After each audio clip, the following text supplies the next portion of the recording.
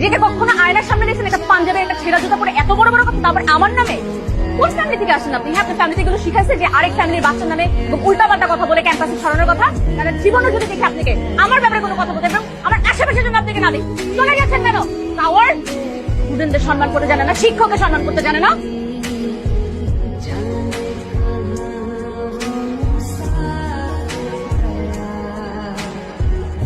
Heroine আইতেছে। কে? আমি জানি না তো কাহিনী। মেয়েটা মোনালিসা। এখানেও সে। ভাবছিলাম এখানে বসে একটু শান্তি মতো বই পড়বো, চল।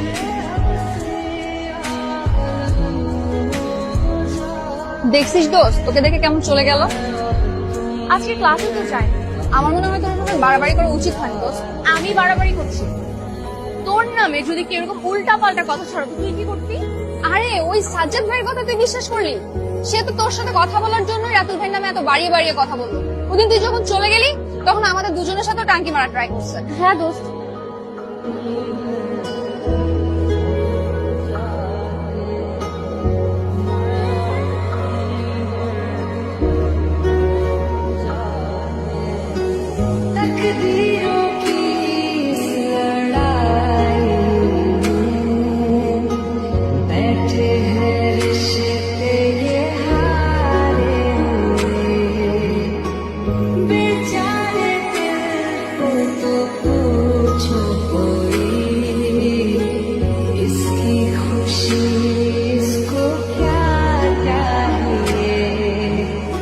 এক্সকিউজ মি, প্লিজ যাবেন না। একটা কথা ছিল, আমি মনে হয় দিন আপনাকে একটু বেশিই বলে ফেলেছি। I am sorry. It's okay.